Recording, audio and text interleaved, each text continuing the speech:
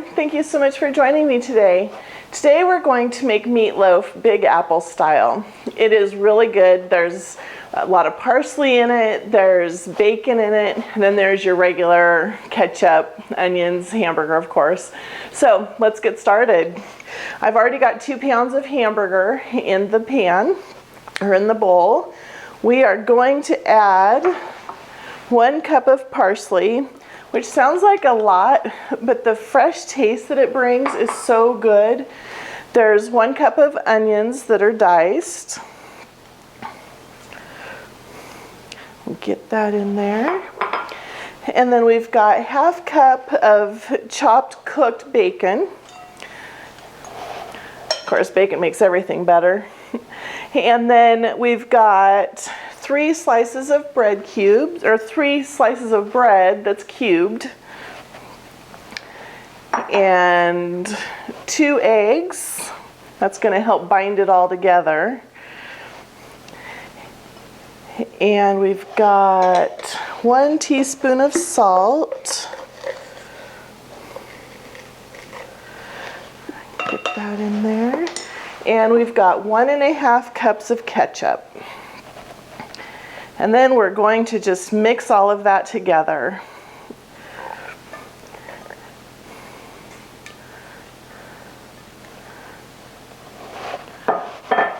All right.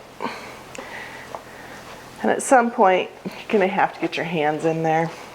I'm trying to avoid that, but it's not going to work otherwise. Make sure you take your rings off so you don't get ground beef in your rings. And just start mixing. This would be a great recipe to make 2 meatloaves at a time. Put 1 in the freezer for when you need a quick dinner. And it freezes very, very well. All right, let's put it in our loaf pan. We don't need to grease it or anything, so we've got this hamburger in here. And then there's also a tomato paste glaze that we're gonna put on it. All right, we've got this meat mixture spread into our loaf pan now. And let's just go ahead and make up the sauce that goes on the top. It's just 1 can of tomato paste, and then 1 teaspoon of sugar. Or you could use honey or any kind of sweetener. You know what would be really good actually? Darn, I should have done that. Molasses. That would have been very good to sweeten the tomato paste a little bit. It would have taken off some of the bitterness, or yeah, kind of the bitterness that tomatoes have, or the tomato paste. I will do that next time.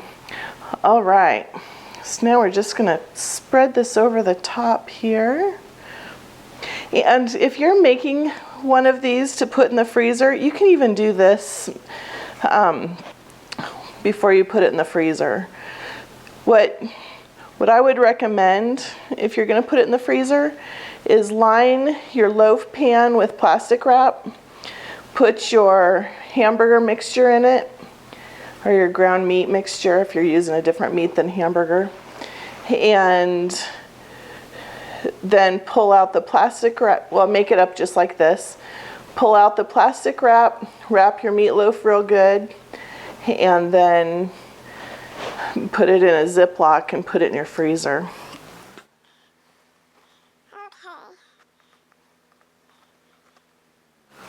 There we go. I am going to put this in the oven on top of a baking sheet because there is no room for spillage. Or like if the grease comes up taller than the pan, it's going to make a disaster in my oven. Okay, let's put this in the oven.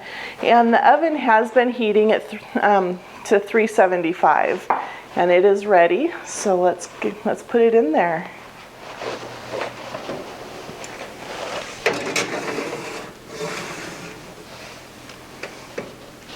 All right, and it's gonna cook for 80 minutes.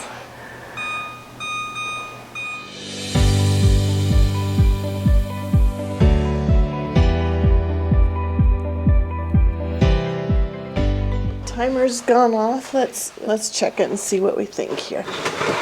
It's supposed to be, whoa, it's way done. It's supposed to be at 160 degrees. Okay, perfect. Let's take it out of the oven. And I am so glad I put it on a baking sheet. That would have been a mess in the oven. All right, and now it's just gonna rest for 10 minutes and then we can cut it and see what we think. See you back in a minute, 10 minutes. All right, we've got some bacon left over. Let's just sprinkle it on top here. And this has been resting for about 10 minutes.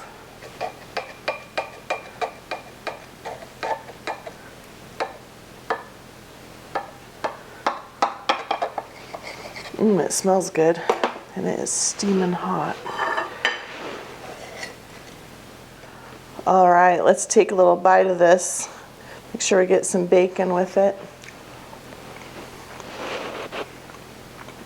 I love that bacon in it. That's pretty good. I think it needs to be cooked not quite so long. And I would do it on a rack. I would lower the rack a little bit so that the top didn't get so dark. But that is really good, and I really like the bacon in there, and the parsley adds just a different flavor than you normally get in the meatloaf. Well, thank you so much for watching. I will put the recipe in the description box below, and I hope you enjoy it. Thank you so much.